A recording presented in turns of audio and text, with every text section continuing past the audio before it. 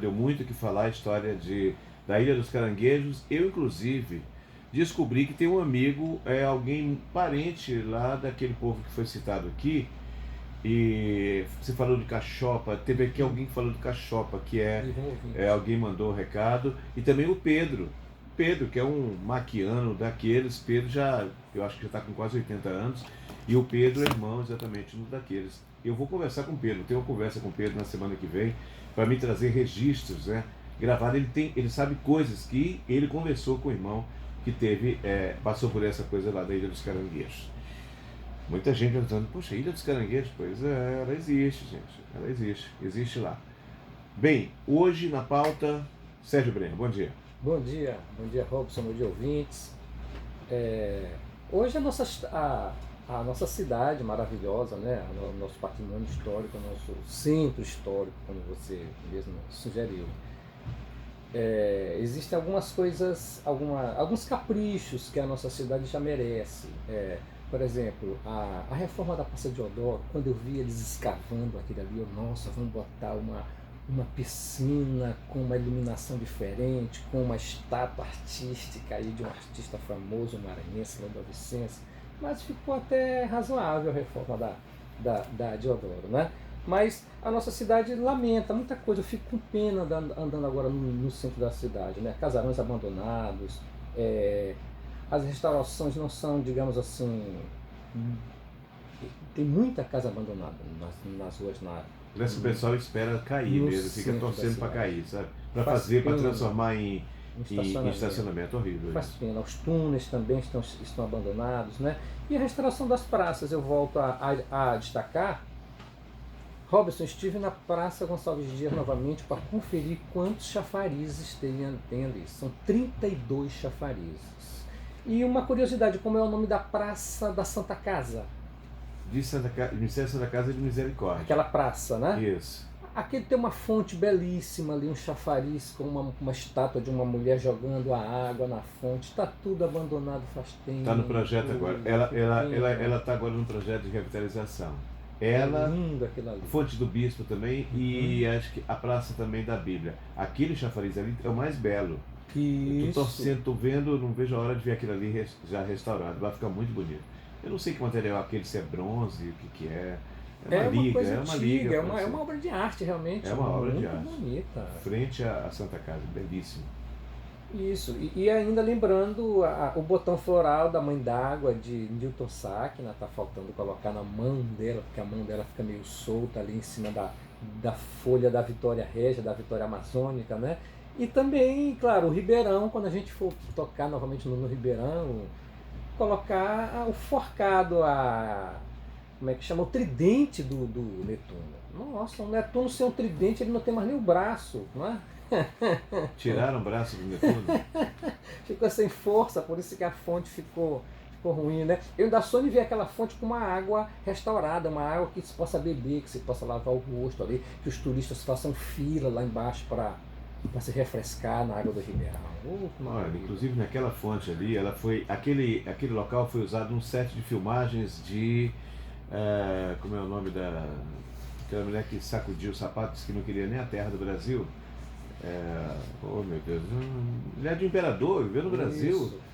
Carlota Joaquina. Carlota Joaquina. A Carla Camurati usou eles abriram, pediram uma especial autorização, e foi filmado exatamente ali, naquela parte, uma parte que é fechada do lado esquerdo, que fica de frente para lá. Foi filmado ali como se fosse a fuga da família de Portugal, foi exatamente filmado ali. Eu estava lá assistindo a cena.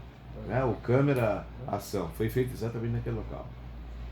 E também a gente trouxe um destaque para locais de importância científica, como o Colégio Astronômico Camilo Flammarion, que foi sediado aí num desses casarões aqui de São Luís. A gente ainda pretende ver onde realmente isso foi localizado, se o casarão ainda existe alguma coisa desse casarão.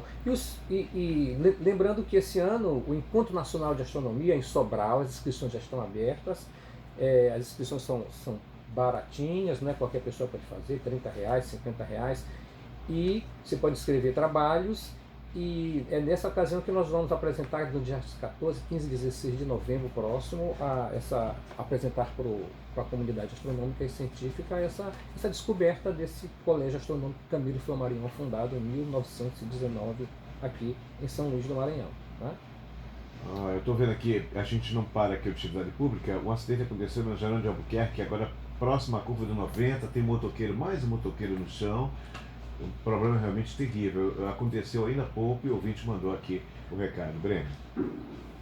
Pois é, e um outro desafio também que a gente aguarda dos prefeitos, né? Do prefeito atual principalmente, o Parque dos Diamantes. Um lugar tão lindo que já muitas promessas já foram feitas de se restaurar aqui, se limpar aquilo, abrir para visitação noturna, como nas outras cidades se faz. Um lugar muito bonito e fica ali e ninguém consegue fazer nada. Infelizmente, a mercê, às vezes, de bandidos, já aconteceram inclusive crimes, assassinatos ali naquele local, e é um local ainda de verde. É belíssimo aquilo ali, cara. Eu passo às vezes por ali, as pessoas passam, é uma área de assalto, infelizmente. Nós tínhamos até naquele local ali perto, já tivemos uma delegacia, mas que depois saiu dali, houve um problema no prédio e tal, e saíram dali, mas aquilo ali foi revitalizado, a ideia é que servisse, mas foi totalmente abandonado, uma pena. É o único parque municipal urbano de São Luís, e ainda tem, digamos, condições de se fazer alguma coisa por ali, de se restaurar, de se botar. Agora tem que dar segurança. Tem que dar segurança, principalmente. O Parque do Menino, esse a gente já sabe, está na sequência, ele vai entrar agora nessa área de revitalização, nessa fase. E lembrando que a gente já chama de Parque dos Diamantes. Né? Parque dos Diamantes? Dos Diamantes, porque parque, eu já lhe expliquei a história disso, né? Não tem nada a ver com a pedra preciosa. Não, é isso aí. Era os casados moravam no centro histórico e os amantes moravam num bairro separado, que era o bairro bairro Diamantes. O bairro para os amantes. Ali os amantes moravam ali. Os casados ficavam numa área e os diamantes iam para ali. A minha lembrança que eu tenho dali, sabe o que era, Brenha? Eu não sei, eu acho que a gente é da mesma idade. Eu via onde hoje é o Pan Diamante, né? Ali as lonas de circo eram armadas ali. Ali eu via o Circo Mágico Garcia, que era um circo que tinha muitos animais. Aconteceu inclusive um incidente ali naquele local. Uma jovem colocou o braço dentro da jaula acho que foi de um urso, e ela perdeu. Essa senhora agora está com, ela deve ser da nossa idade, ela ainda mora nessa região. Outro dia eu olhei e passou por mim, ela perdeu o braço ali. Mas eu vi ali o Circo Mágico Tiane, que já deve estar na terceira geração, circo americano, que teve aqui, acho que uns 10 anos atrás, passaram por aqui. Esse diamante realmente tem história. Agora eu não lembrava desse detalhe. É o Diamantes. Isso. Não tem nada a ver com a pedra preciosa. Não. Aprendi essa.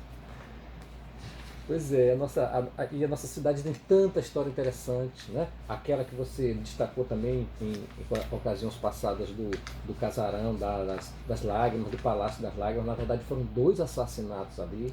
Foi o dono que foi assassinado, né? E depois o filho matou o tio dele que haveria assassinado o irmão. E aí empurrou pela janela. Então, e aí ele foi enforcado lá. Foram 3 mortes, então. 3 mortes. E ele mesmo foi enforcado no próprio palácio. E antes dele morrer, ele disse: olha, isso aqui vai ficar, porque você não pode ficar com esse nó amarrado aqui. Essa casa tem que ficar com alguma repercussão, de alguma energia negativa, alguma energia pesada, com certeza. E ele falava que aquilo ali seria o Palácio das Lágrimas. E a mãe dele chorou muito lá, eram 2 irmãos, né? Filho do... Então, ele vai agora. Eu conversava exatamente, eu tive uma entrevista com Kátia Bajé, falou o seguinte, que houve uma licitação, 2 licitações que pararam porque as empresas não demonstraram, digamos, a qualidade de serviço. CIOG e também no Palácio das Lágrimas. Os 2 agora estão em nova licitação para que as obras recomecem. Dinheiro existe, mas é porque as empresas parece que não estavam dentro de um padrão adequado. Isso, uma outra expectativa tremenda é o CIOG. O CIOG pretende ser o Museu de Arqueologia e Paleontologia do Maranhão. Lembrando que recentemente a turma lá do Manuel Fredo, lá do Departamento de Biologia, eles conseguiram, digamos, desenterrar um dinossauro praticamente inteiro. O primeiro que foi encontrado inteiro no Maranhão dessa fauna pré-histórica que foi encontrada aqui. Em Cajapió, só que numa situação muito difícil, só quando a maré seca bastante que ele fica visível nas pedras. Aí eles vão passar uma horinha de trabalho ali, aí já tem que voltar para esperar a próxima maré baixa, daí a muitas horas, né? E até que conseguiram tirar e identificar, foram trazendo aos poucos, né? Foram várias expedições para lá, e conseguiram identificar que é um dinossauro novo, um dinossauro que recebeu o nome da cidade lá, e em homenagem ao Maranhão também, né? Cajapioenses. É uma história que a gente tem orgulho de contar, porque imagina a gente conseguir montar esse fóssil inteiro, tem que ter um lugar interessante para deixar exposto, né? Para fazer o nosso museu de paleontologia e vai ser exatamente o CIOG. E junto com isso a parte de arqueologia, que também merece um local de destaque na nossa cidade. Vamos falar das histórias dos túneis. Isso. Né? Existe muita lenda a propósito desses túneis. Afinal de contas, existe hoje um mapeamento disso, quantidade, para que serviam exatamente? Bem, segundo uma palestra do Felipe Andres, que eu assisti, são 3 etapas de construção desses túneis e também 3 níveis de profundidade no solo e 3 etapas de construção. Quer dizer, os portugueses fizeram uma etapa, mas depois fizeram outra, né? E existiam propósitos de aproveitamento de água, de escoamento de água, de refúgio também,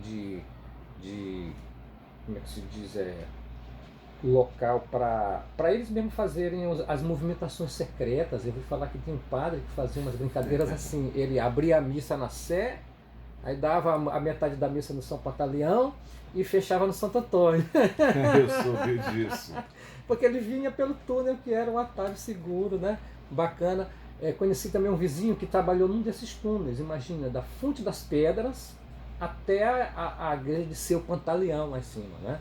A gente chama de São Pantaleão. Ali tem um túnel e é ventilado.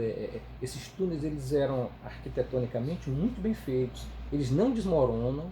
Quanto mais peso, são aqueles arqueamentos de pedra antigos, né? De uma arquitetura já aprovada, que quanto mais peso tem em cima, melhor. Né? Um pedacinho só desmoronou aqui no Reviver, na época desse projeto que foi feito com a restauração dos casarões. Só desmoronou porque tiraram o sedimento de cima, aí ele fica instável e cai. Mas é uma rede muito grande de túneis, né, que existem. Eu morava perto de um ali, gostava de visitar de vez em quando, cheguei a bater fotos ali no fundo do Seminário Santo Antônio. Eu ia falar exatamente sobre ele. Ele passa por dentro. Na Rua do Rancho. Isso, na Rua do Rancho. Atrás do Palácio dos Esportes. Ele passa inclusive por dentro. Eu fui lá, o padre Abraão me mostrou parte daquilo. Eu fui lá ver os caminhos onde havia um local, eu tinha curiosidade. Primeiro, lá está enterrada Ana Jansen, Dona Ana está enterrada ali naquela igreja, e ali morou o padre Antônio Vieira. E eu passei uns dias conversando com o padre Abraão, que é o coordenador que cuida daquela área, e ele me falou, olha, aqui embaixo, entre os 2 prédios, onde eles fizeram o IEMA, o IESMA, entre os 2 prédios, ali é uma passagem de água. Inclusive tem alguém que tem uma lavagem de carro que usa exatamente essa fonte, um olho d'água. Então existe aí muitas fontes. Eu vou um intervalo rapidamente, e a gente volta já conversando aqui com o Sérgio Brenha, contando histórias dessa cidade. O Rui está falando aqui de motoqueiro no chão na Santa Efigênia, próximo ao Hospital da Visão. Mais um acidente que aconteceu por ali. Volto já. Vinhais também. No Vinhais também teve um. Escuta esse áudio desse rapaz bem... Ele está revoltadíssimo com a manifestação de ontem. Manifestação? Foi, naquela que teve lá na Praia Grande. Aquele que veio, eu fui no São Francisco, quando eu voltei, eu já voltei pela bandeira tribuna. Muito interessante o áudio dele. Bom dia, meu nome é Alexandre. Eu queria fazer uma reclamação, se possível, que o noticiário chegasse para alguém que pudesse fazer alguma coisa. Porque ontem eu acabei perdendo um dia de trabalho por conta de uma paralisação que fizeram deixaram ele entrar no terminal serviço. da Praia Grande. paralisaram o acesso lá e eu acabei ficando impossibilitado de chegar no serviço. O pessoal estava reivindicando os elevadores, né, nos ônibus e também, eu acho que carro para velório, alguma coisa do tipo. Eu acho até válido as reivindicações. Porém, eles não podem impedir a gente de acessar o terminal, de pegar a nossa condução de trabalho, né? O meu direito de vir tem que ser preservado. E o pessoal lá do sindicato que estava paralisando tudo lá acabou me interditando e eu fiquei ele é sindicato chegando no serviço e acabei pegando usuário de transporte coletivo, de carro, de avião, de não sei o que, tudo, uma panaceia. E detalhe, ele foi na véspera lá no pessoal do SET e pediu 5 mil reais. Como não aceitaram, como não deram 5 mil reais para ele, eles foram lá e paralisaram. Eu tenho as gravações. Não vou botar no ar, não interessa, mas os caras fizeram isso. Tem gente que eles criam coisas só para extorquir. Alguns. Esse foi caso de extorsão. Ele é conhecido, cara. O empresário não quer saber, não quer saber quem foi que teve paralisação. Eu trabalhei no comércio e sei como é que é. Manda voltar é certo, é falta.